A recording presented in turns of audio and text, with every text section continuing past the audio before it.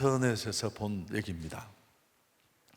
초코파이를 맛있게 먹는 법을 소개하는 그런 글이었습니다. 초코파이를 어떻게 먹으면 맛있게 먹을 수 있을까요? 3위는 배고플 때 먹는다.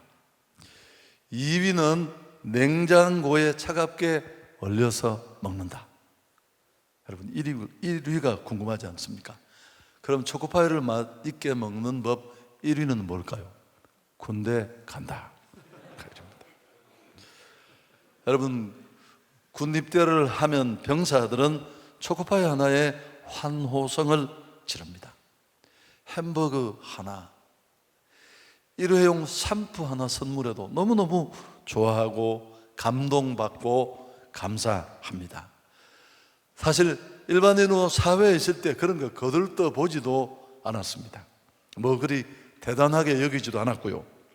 근데 그 어려운 환경 속에 국방의 의무를 맡고 군에 복무하는 그 조금은 부족한 환경 속에 살다가 보니까 아주 작은 것 하나에도 감동받고 감사하는 그런 마음이 생긴 겁니다.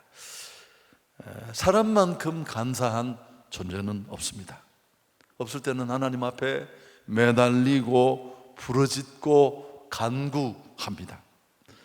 그러나 조금만 상황이 나아지고 형편이 달라지면 금세 언제 그랬는지 아는 듯이 돌변하는 것이 우리 인생의 모습입니다. 역사가 토마스 칼라일은 이런 말을 했습니다. 역경을 극복하는 사람이 100사람이라면 번영의 시절에 잘 처신하는 사람은 한 명에 불과하다. 사실은 고난보다 형통이 우리에게 더 큰 위기이고 난제라는 것을 깨달을 수 있습니다. 하나님은 우리 인생의 이런 약한 부분을 잘 아십니다. 정말 우리가 신앙생활 잘하는 진정한 믿음의 사람이 되기를 원하십니다. 것만이 아니라. 그래서 삶과 환경을 통해 그분의 자녀들을 적절하게 다듬고 또 만들어 가십니다. 오늘 출애굽기에 잘 알려진 말씀을 읽었는데요, 홍해를 건넜습니다. 출애굽 이후에. 그리고 그 기적 같은 역사 이후에 그들은 수르 광야의 마라라는 곳에 이르렀습니다. 우리가 본문을 함께 읽었습니다마는 출애굽하고 홍해를 건너 처음으로 비로소 안도하며 장막을 치고 휴식한 곳이 마라였습니다. 여러분, 근데 이 마라에서 문제를 만나죠. 물 부족 사태입니다. 그들이 400년 넘게 살아오던 그 이스라엘의 집단 거주지 애굽에 있던 고센이라는 곳은 다른 건 몰라도 물 사정 하나는 좋았습니다. 그래서 아무런 어려움 없이 살았는데 광야에서 만난 갈증은 그런 면에서 이스라엘에게는 참 견디기 힘든 일이었을 것입니다. 사막을 광야를 여행하는데 꼭 필요한 게 바로 물이니까요. 생명과도 직결되니까 겨우 참고 참아서 사흘 길을 견디다가 물을 찾았는데 그 물이 또 선물이었습니다. 먹을 수가 없었죠. 여러분, 그래서 오늘 이런 이스라엘에게 이런 문제가 생겼는데 인생에 이런 선물 같은 마라를 우리는 곳곳에서 만나게 됩니다. 생각지 못했던 시점에 복병처럼 우리를 덮치는 그런 어려움이 우리를 기다리고 있습니다. 인생은 생각만큼 호락호락하지 않습니다. 기대 속에 비전을 가지고 시작하지만 순풍보다는 힘들고 어려운 폭풍을 만나 허둥대고 좌초될 때가 더 많으니까요. 여러분, 그러나 좋은 날만 있을 수는 없어요. 정말 이런 마라와 같은 문제를 만났을 때 살다가 이런 일도 다 있구나 싶은 황당한 일을 만났을 때 어떻게 해야 할까요? 여러분, 미리 좀 말씀을 드린다면 여러 번 반복을 한 내용인데요, 문제보다 상황보다 그 문제를 대한 우리의 태도가 중요해요. 우리가 어떤 반응을 보이느냐라는 것은 우리의 믿음을 대변해 주는 겁니다. 우선 이런 400년간 고통받던 땅에서 풀려나서 모처럼 자유를 누리고 이제 추격하는 적도 끊어졌다는 안도감에 장막을 친 곳에서 꼭 필요한 물을 마시지 못해 어려움을 만났을 때 이스라엘이 보인 반응이 무엇일까요? 좀 눈여겨볼 필요가 있습니다. 24절에 그 내용이 나와 있는데 함께 읽으면 좋겠습니다. 백성이 모세에게 원망하여 이르되 우리가 무엇을 마실까 하매. 물 부족 사태에 꼭 필요한 것을 해결하지 못해서 이스라엘이 보인 첫 번째 반응이 바로 그겁니다. 지도자 모세를 향하여 원망했습니다. 원문을 보면 아주 신랄한 비난이었습니다. 여러분, 지도자 모세는 참 탁월한 분입니다. 지금도 이스라엘 역사의 최고 지도자로 일컬어집니다.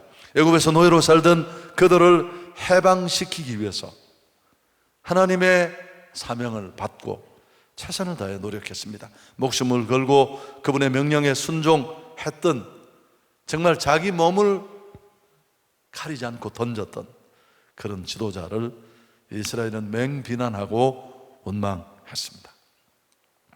가슴에 와닿는 해석을 하는 주경학자 매튜 헨리는 이 상황을 이렇게 고집었습니다.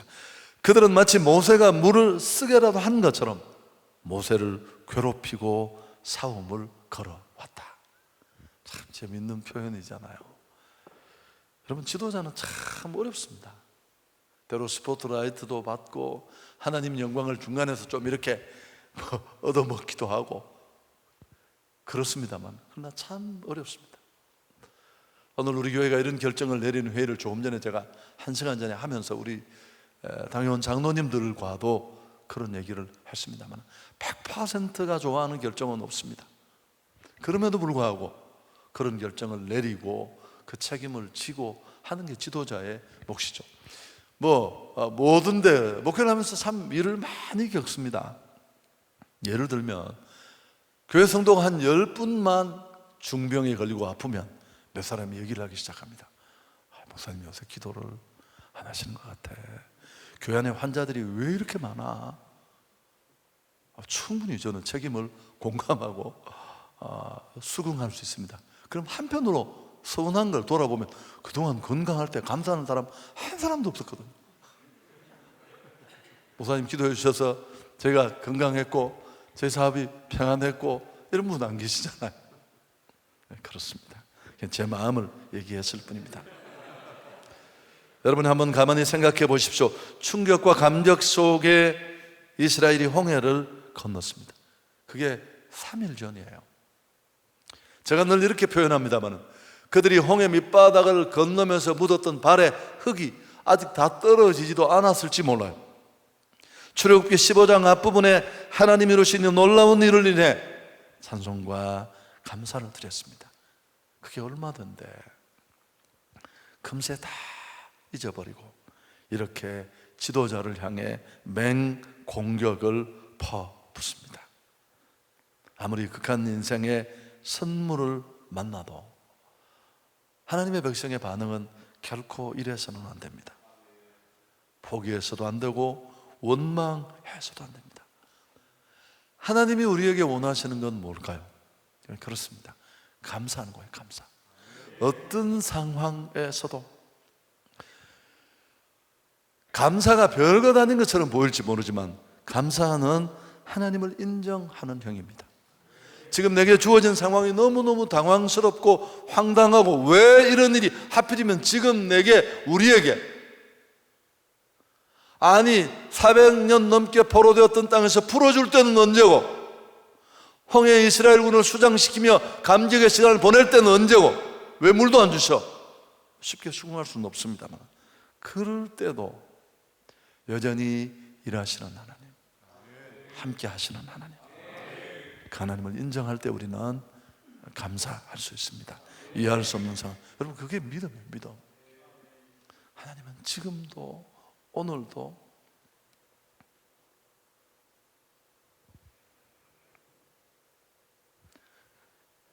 이곳에 계시다는 것.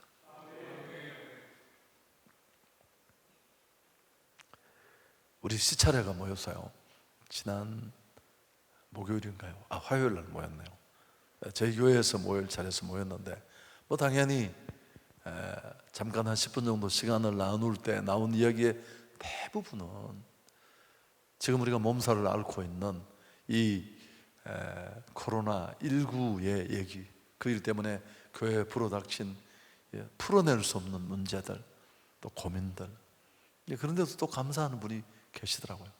제가 얘기를 다 말씀드릴 수는 없습니다만은 제2의 프로이드라는 별명을 가지고 있는 엘터 폰잘이라는 정신과 의사가 말했습니다. 불평과 원망은 가장 고치기 어려운 후천성 습관이다.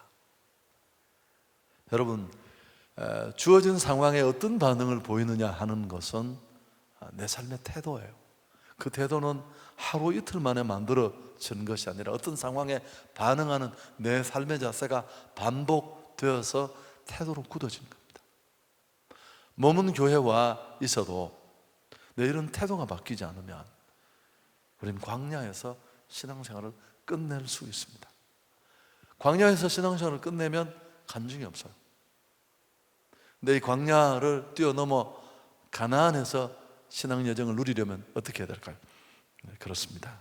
감사합니다. 불평하지 않고 감사할 때 이런 일이 가능한 줄 믿습니다. 자, 오늘 이런 혼란 속에서 이스라엘이 보인 반응은 지도자를 향해 강하게 공격하고 비판하는 모습이었습니다. 그런데 지도자 모세의 태도가 어땠는지 우리에게 오늘 귀감이 됩니다. 똑같은 상황에 그들은 불평하고 원망했지만 모세는 어떻게 했을까요? 오늘 25절에 나옵니다만 모세는 이 문제를 하나님 앞에 맡기고 기도했습니다. 모세가 여호와께 부르짖었다. 여러분, 주어진 상황을 보고 막 반발하고 책임 추궁할 자를 찾고 그런 반응을 보인 이스라엘과 달리 지도자 모세는 억울하게 욕도 먹고 비판도 받고 공격도 받았습니다만 그러나 그는 이 문제를 끌어안고 하나님 앞으로 나아갔습니다. 여러분, 기도한다는 건 기도한다는 의미만 있는 게 아닙니다. 이 문제 해결책이 궁극적으로 하나님께 있다는 것을 인정한 것입니다. 당신이 인도하는 길에 만난 이 어려움이지만, 이 기막히는 상황이지만 하나님 당신의 개입 없이는 이 선물을 단물로 바꿀 수 없습니다. 최근에 제가 날마다 느끼는 겁니다. 이런 아이디어, 저런 아이디어, 여러분, 그게 통하면 우리가 할 수 있는 일이에요. 제 인생에도 많이 있었습니다. 사람 찾아가서 도움 구하고 유력한 사람에게 또 전화해달라고 그러고, 그건 어려운 일도 아니에요. 우리가 할 수 없는 정말 우리 한계를 벗어난 그런 많은 일들, 그때 우리는 우리가 할 일을 하지만 하나님 앞에 기도의 무릎으로 나아가는 것입니다. 항복의 손을 높이 들고, 하나님, 나는 할 수 없습니다. 내가 할 수 있는 일은 했지만 이 일을 되게 하시고 이루시고 해결해 주실 분은 하나님 뿐이십니다. 예수님이 보여주신 방법이기도 합니다. 하나님이시지만 인간의 몸을 입고 오신 그분, 십자가를 눈앞에 두고 친히 겟셋마네에서 기도의 정석을 보여주셨습니다. 여러분, 엎드리면 달라집니다. 별로 차이가 나지 않는 것처럼 보이지만 모든 것이 여기서 결판나고 새로워집니다. 왜요? 내가 항복의 손을 높이 들고 하나님, 나는 할 수 없습니다. 전능자의 은혜가 필요합니다. 기도하면 하나님이 비로소 개입하시기 시작합니다. 내 문제가 하나님 손으로 옮겨지면 그분이 해결해 주실 줄 믿습니다. 제가 달걀을 끌어안고 20년 품어도 썩는 냄새만 진동하지만 어미닭이 품으면 20일이 지나면 병아리가 태어나지 않습니까? 마찬가지인 줄 믿습니다. 기도하면 하나님이 우리 기도에 응답해 주십니다. 질병에서도 고침받고 복에 복을 더하여 주시고 기도를 통해 온갖 꼬인 문제들을 풀어주시고 형통케 해 주십니다. 너무 많이 인용되는 얘기지만 히스기야는 죽을 병에 걸렸습니다. 너는 내 집에 유언하라 라는 마지막 최후 통첩을 받았지만 그는 절망하고 좌절하고 끝난 게 아니라 하나님의 전으로 나가 얼굴을 벽으로 향하고 면벽하고 통곡하며 기도했습니다. 하나님, 지난날 내가 여호와를 위하여 선하게 한 것을 기억해 주시옵소서. 제가 이 얘기 몇 번 했는데, 제가 부목사로 6년을 섬겼던 저를 아들처럼 맡겨주신 목사님이 계셨는데, 사모님과 저는 더 친했습니다. 그분이 암도 걸리시고, 그럼 저한테 기도해달라 그러셨어요. 수술을 할까, 수술을 하지 말까. 그 목사님 동기들이 많은데도 나도 목사 이야기 듣고 싶다. 그래서 제가 수술하십시오. 저는 하나님을 믿지만 의술을 통해 치료하시는 하나님도 신뢰합니다.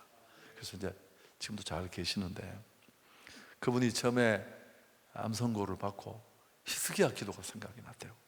히스기야 기도를 하려고 딱 마음을 먹고, 주여 내가 지난날 주를 위해 선하게 한 것을 기억해 주십시오.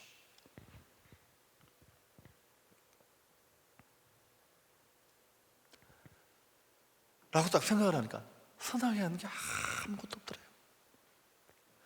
주를 위해 한다고 했는데 다 고통 속에 돌아보니까 다 나를 위해 썼더래요. 전도 1년에 100명씩 하는 분이거든. 남을 도와준 것도. 여러분, 한번 오늘 지나가는 상황이지만 말씀 앞에 한번 비춰보면 좋겠습니다. 이런 절망의 나를 만났을 때 나는 그분 앞에 나가, 하나님, 내가 주를 위해 선하게 한 것을 기억해 주십시오. 그런 기도할 게 별로 없습니다. 우리가 주를 위해 한 것처럼 말하자면 다 나를 위하고 또 나의 유익을 위한 게 대부분이기 때문에 그렇습니다.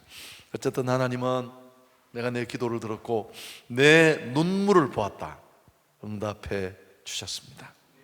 한나가 무자의 한을 품고 승부수를 띄우면서 기도의 자리에 나갔을 때 하나님은 사무엘을 선물로 주셨습니다. 여러분, 우리가 지금 당한 이 문제도 뭐 개인적인 어려움도 마찬가지입니다만,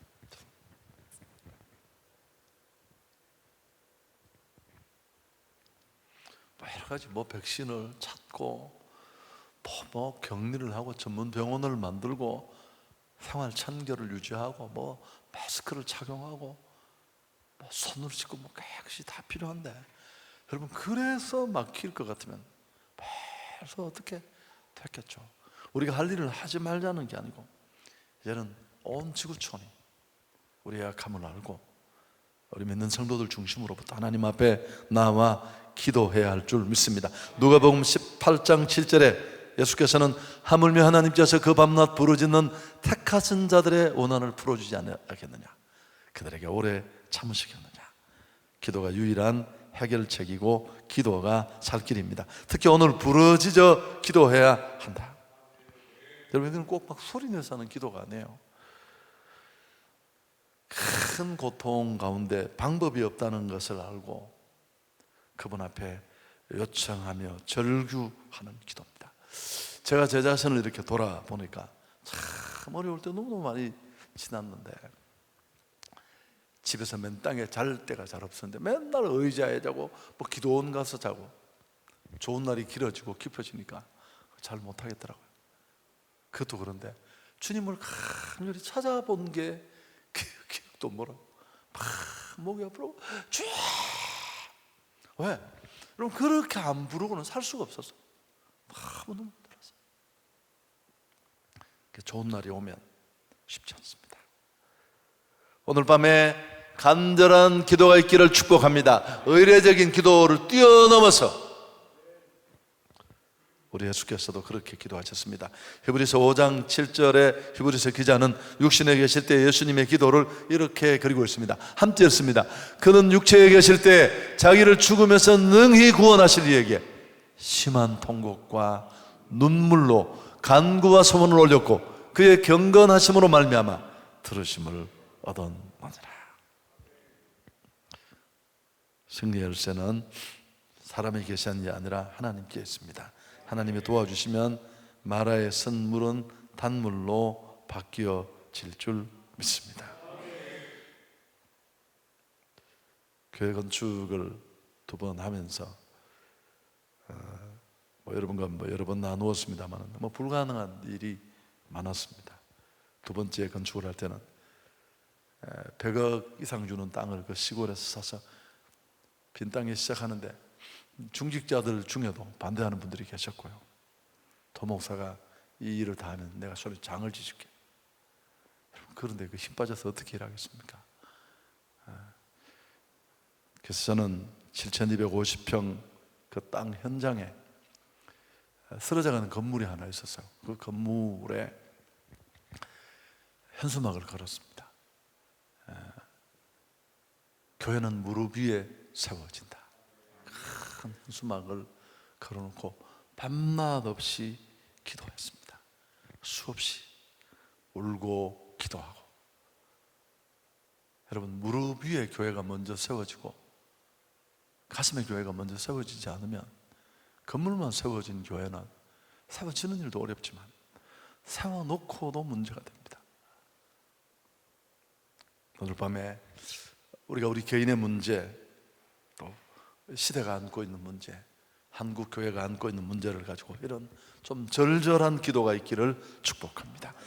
부르짖어 기도했을 때 하나님은 한 나무를 지셨습니다. 그 나무를 선물에 던지라고 했는데 25절 상반절에 모세가 여호와께 부르짖었더니 여호와께서 그에게 한 나무를 가르치시니 그가 물에 던지니 물이 달게 되었더라. 주경자 메투엘리는 십자가는 모든 고통에 선물을 달게 만든다. 오늘 선물에 던져서 물을 달게 만들었던 이 나무를 예수님의 십자가로 상징적으로 받아들인 것입니다. 결국 우리 안의 문제를 해결할 수 있는 분은 그분밖에 없습니다. 예수는 그리스도가 되시고 누가 우리의 선 인생 또 우리가 당한 이 고통의 사건을 해결할 수 있겠습니까? 치료자 되시는 하나님 한 분뿐입니다. 건강도 사업도 관계도 바이러스의 문제도 마찬가지입니다. 말씀을 정리하겠습니다. 인생은 늘 희비가 엇갈립니다. 홍해가 있는가 하면 마라도 있습니다. 그리고 마라의 고통 뒤에는 또 엘림의 축복도 있습니다. 여러분 27절을 읽었잖아요. 오늘 마지막 절인데 마라에서 엘림까지 거리가 얼마나 되는 줄 아세요? 11km밖에 되지 않아요. 여러분 그 길을 조금만 참고 믿음으로 반응하고 나가면 바로 코앞에 마라가 있는데 27절 같이 한번 읽을까요? 그들이 엘림에 이르니 거기에 물샘 12과 종려나무 이런 거루가 있는지라. 다 해결이 됩니다. 하나님은 오아시스를 준비해 두셨습니다. 원망하지 않고 조금만 참고 가면. 엘림의 성수는 우리를 위해 예비해 두신, 나를 위해 예비해 두신 영혼의 오아시스입니다. 사실은 조금만 믿음이 열리면 내가 나를 걱정하는 것보다 나를 더 걱정해 주는 분이 계세요. 내가 나를 위해 준비하는 것보다 그 수판도 잘 안 맞는 그걸로 막 두드려서 계산하는 것보다 더 섬세하게 세심하게 나를 위해 준비하고 계획하고 계시는 분이 계십니다. 아멘. 그분은 바로 나의 주, 나의 하나님이십니다. 저는 인생을 준비해 본 적 없었고요. 그랬잖아요. 제 이야기를 너무 많이 하나요? 내가 노후를 준비한다고 계산기 두드리고 새벽에 있으니까 하나님, 야 임마, 뭔 계산기냐? 실력도 없고 배울 것도 없는 네가 무슨 계산기 두드려서 여기까지 왔느냐? 진짜 아니거든요. 그분의 은혜로 여기까지 왔는데 네가 지금까지 은혜로 살았는데 네 도를 네가 계산기 두드린다고 계산대로 되냐? 그렇습니다. 여러분 정리하겠습니다. 마라의 선물의 사건의 의미가 뭘까요? 이게 중요해요. 오늘 본문의 가장 중요한 건 하나님은 왜 고통받던 그 백성을 자유케 했습니다. 430년간 자유를 잃어버리고 억압과 노동에 시달렸잖아요. 그들의 부르짖음이 한계점에 달해서 하나님이 그들을 구원하시고 살려주시고 홍해를 기적같이 건너게 하셨는데 왜 이런 어려움을 만나게 하셨을까요? 마라의 쓴물이 사건이 주는 의미가 오늘 밤에 중요합니다. 하나님께서는 이스라엘을 성숙한 공동체로 만들기를 원했습니다. 그저 자유만 얻은 오합지졸이 아니라 구원의 껍데기만 표를 다른 그런 신앙이 아니라 진짜 믿음의 사람, 믿음의 공동체가 되기를 원했습니다. 25절 하반절에 그 내용이 나와 있습니다. 중요하니까 함께 읽으면 좋겠습니다. 거기서 여호와께서 그들을 위하여 법도와 율례를 정하시고 그들을 시험하실세. 이스라엘의 믿음과 순종을 시험하시기를 원하셨던 것입니다. 여러분, 오늘 사실 출애굽기 15장 26절에 나오는 이 여호와 라파, 고치시고 치료하시고 우리 선인생의 문제를 풀어주시고 해결해 주시는 이 은혜는 아무에게나 주어지는 게 아닙니다. 이런 믿음으로 준비된 자들에게 하나님은 여호와 라파의 은혜를 주십니다. 그래서 무엇보다도 우리가 기도해야 하겠습니다. 이해할 수 없는 일 앞에 이해할 수 있는 방법이 있나요? 살아보면 대부분 이해할 수 없는 일들입니다. 풀리지 않는 내 사업의 문제 앞에, 또 정말 잘 되기를 원하는 내 아이들의 인생이 내 뜻대로 잘 되지 않을 때 지켜보는 부모의 마음은 참 답답하잖아요. 뭘 할 수 있나요? 뭐 이런 일이 한두 가지가 아니잖아요. 그때 우리가 할 수 있는 일은 그분 앞에 나아가서 항복에 손을 뜯는 겁니다. 하나님, 나는 할 수 없습니다. 당신이 내 삶에 개입하셔야 합니다. 그리고 우리 속에 그것들을 쏟아 놓으면 됩니다. 그때 하나님은 역사하시지만 중요한 게 뭐냐면 어렴풋이나마 그렇게 기도할 때 우리는 왜 내가 이런 어려움 속에 던져져 있는가를 깨달을 수 있습니다. 그게 너무너무 중요합니다. 그리고 또 하나 제일 중요한 것은 26절입니다. 물을 마시고 기뻐하는 이스라엘에게 하나님이 교훈하신 게 뭡니까? 26절 같이 읽도록 하겠습니다. 이르시되 너희가 너희 하나님 나 여호와의 말을 들어 순종하고 내가 보기에 의를 행하며 내 계명에 귀를 기울이며 내 모든 규례를 지키면 내가 애굽 사람에게 내린 모든 질병 중 하나도 너희에게 내리지 아니하리니 나는 너희를 치료하는 여호와임이니라. 하나님은 마라의 체험 후에 법도와 율례를 정하셨습니다. 이 도움 받으려면 순종하라고 그렇게 말씀합니다. 우리가 고침받고 기도 응답받는 것보다 더 중요한 것은 하나님의 규례를 지키는 일, 하나님의 말씀에 순종하는 일입니다. 그래서 오늘 이 말씀 우리가 잘 아는 내용이지만 염두에 두고 제가 노골적으로 적용을 하지는 않았습니다만 한국 교회와 우리 성도들은 돌아봐야 됩니다. 정말 우리 모두가 저 자신을 비롯해서 오늘 밤에 정말 새로워지는 은혜가 우리에게 있었으면 좋겠습니다. 조신 하나님께 영광을 돌리겠습니다.